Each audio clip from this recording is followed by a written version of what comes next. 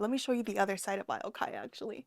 Over here we have a tomato plant. This once upon a time was a dwarf tomato plant. It's growing in a container alongside an Eden rose. You can see some of the foliage of the Eden rose right here and some new growth as well.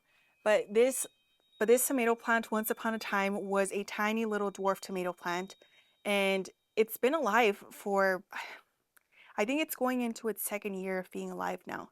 I've never had a tomato live this long. Usually they're scorched by now, but this one's hanging in there, so I'm just gonna let it stay in the garden for as long as it wants because look at all those blooms up there. It keeps giving me fruit.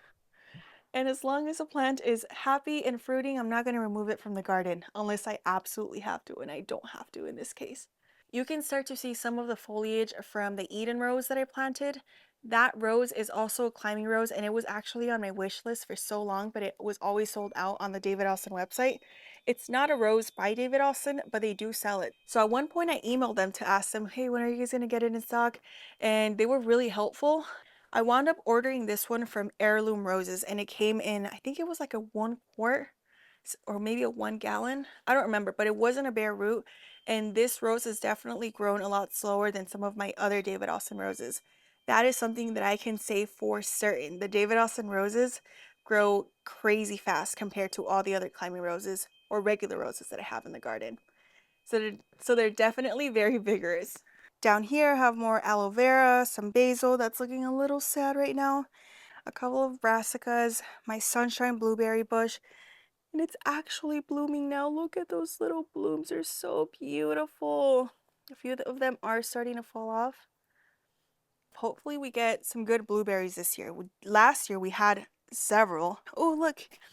Actually, you can start to see some swelling right there. So that's what I'm waiting on, to see all the little buds popping up everywhere. So hopefully it's covered by the end of the summer.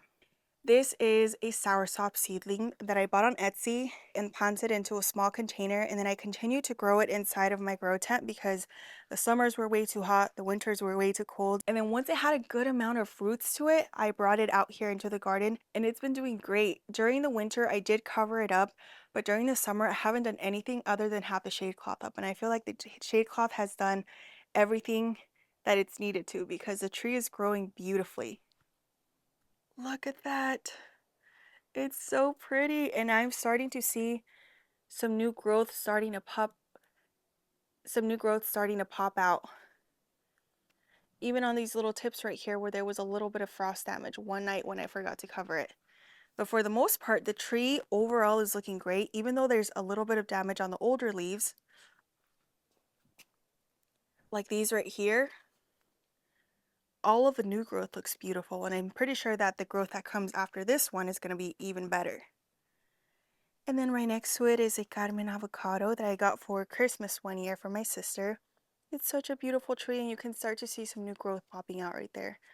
This tree, I'm pretty sure is going to make it, especially now that I have the shade cloth up. I have a bunch more fruiting plants over here, like eggplant. These are chickpeas. The reason I planted these is not to harvest like regular chickpeas, but to harvest these guys. I just need to let them get a little bit more plump. But these I bought at Food City a few times. They're usually above $4 per pound, and they taste really, really good. I feel like if you like edamame, you're really gonna like those, and they're more of a seasonal thing. So I don't find them all year long, but when I do, they're usually a lot more expensive.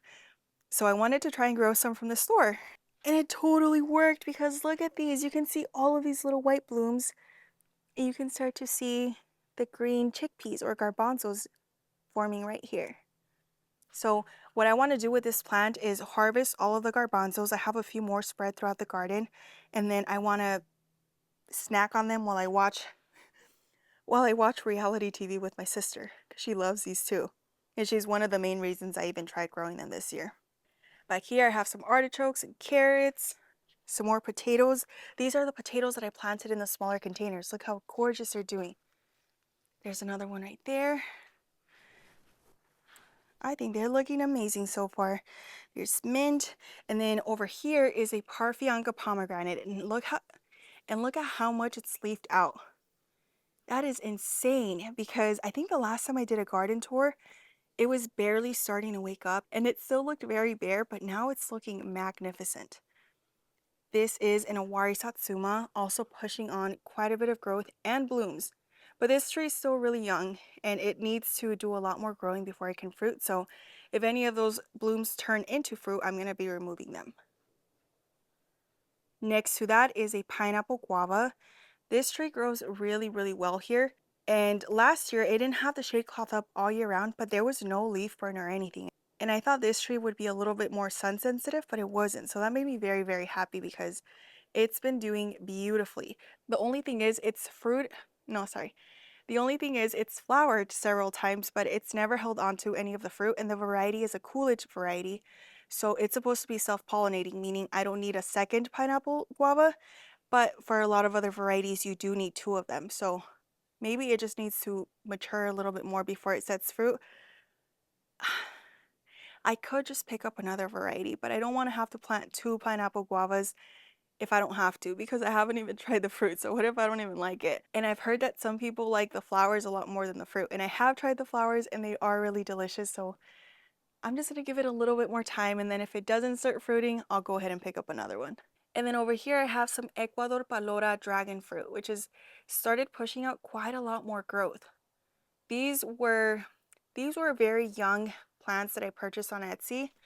There's another one right here starting to climb up. It took a while for these to start growing at all. They were teeny tiny when I first received them in the mail, but they've put on quite a good amount of growth. So now I can continue moving on to this side of the garden. I was forgetting so many things. You know what? Let me show you these containers too. In this same section, I have some containers full of herbs. This container is empty, but one of my kids wants to plant stuff in it. So I'm just going to leave it alone and let her plant whatever she wants. And then these other ones have garlic in them. These are some more chickpeas. You can see a lot of them right here. Oh my gosh, I can't wait to harvest them. This is my peace rose. And next to it is a Mexicola Grande avocado. And look how pretty that is. Look at the new leaves. One thing I'm noticing, I don't know if these are going to get any bigger, but whenever it gets too sunny or too hot, I feel like the leaves go from being really big to being a lot smaller but thicker. And then when the weather cools down, they start coming out a lot bigger but thinner. And so these are starting to get a little bit smaller, but I'm going to give it some time and then we'll see. Because who knows, maybe these are going to get a lot larger as well. The most important thing is that the tree is pushing on growth, which is what I always want, is for the tree to continue growing. And look at that. That's the old damage that it still has on there. You can see some more right there. All of that is where the sun burned it. And then you can see some there as well. Moving back to this side. This is a desert gold peach. We got a few fruit last year. Hopefully this year we get a lot more. And one thing I want to focus on a lot with this tree is just working on the form, because this tree has gone through quite a bit of change. If I had just started pruning it the way I did my Florida Prince, I feel like it would look a lot better right now. But when I first purchased this tree, I wanted to have it exfoliate across the wall, but that never worked out. I've had to rearrange the layout of Serendipity a few times depending on what problems I come across, and one of them being rodents. I had to move a lot of things around. Parfianca pomegranate was also one of the trees that I was trying to train across an arch with some trellises I had made once upon a time. But I had to change my plans, and it's always a little bit frustrating at first, but in the end it always works out. So I'm just happy that the tree is still here in the garden, and even though it doesn't have the nicest shape, I feel like we're gonna get there. It might just take a little bit longer. But look at it, it's really pretty. It's just been through quite a lot. And then same thing as the apple trees, you can see I have some basil in front of it, a few more basil plants popping up, and the reason for that is to try and protect the trunk and the tree from some of the sun's rays. This is another new planting.